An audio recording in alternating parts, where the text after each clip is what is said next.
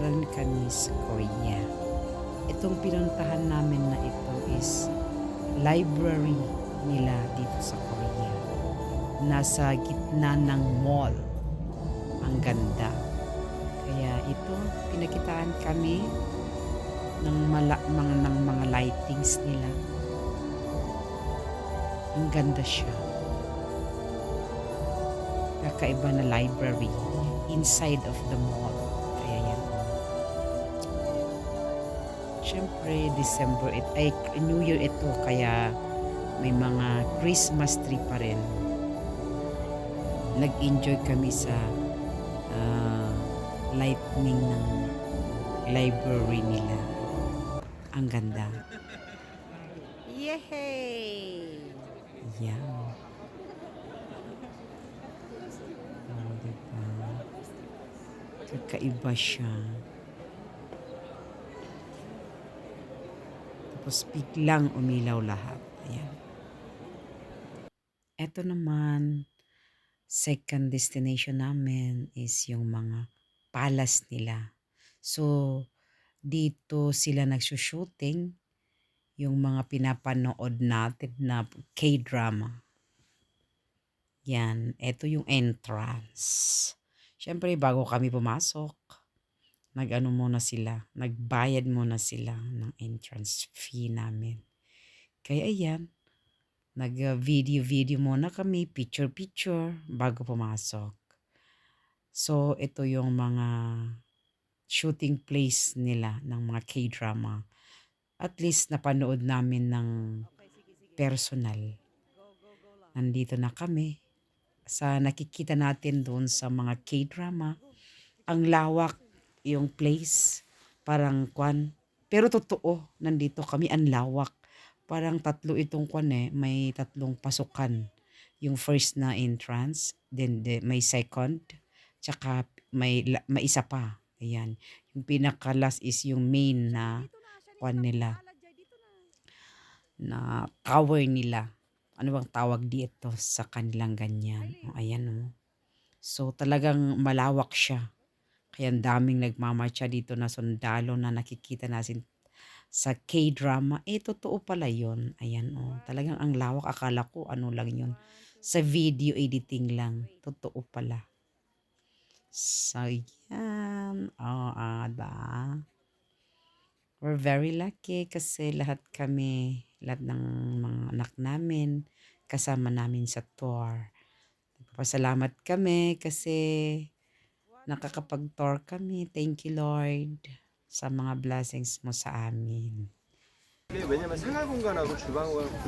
Next na naman na puntahan natin is ito naman yung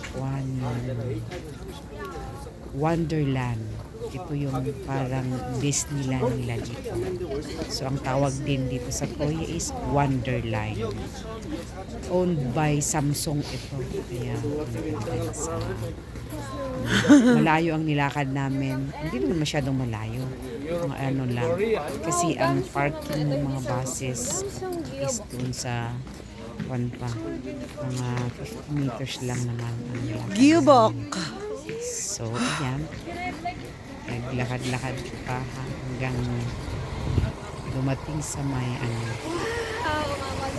sa may entrance. Before na papasok, syempre mag-CR muna. So, nag-CR muna kami, bago pumasok. So, medyo malayo na konti lang. Konti lang naman. Ayan. Ito na yung sa loob, nakapasok na kami. Kasi sa entrance, kailangan may ticket siya. Ito na yung loob ng Wonderland, yung bungad.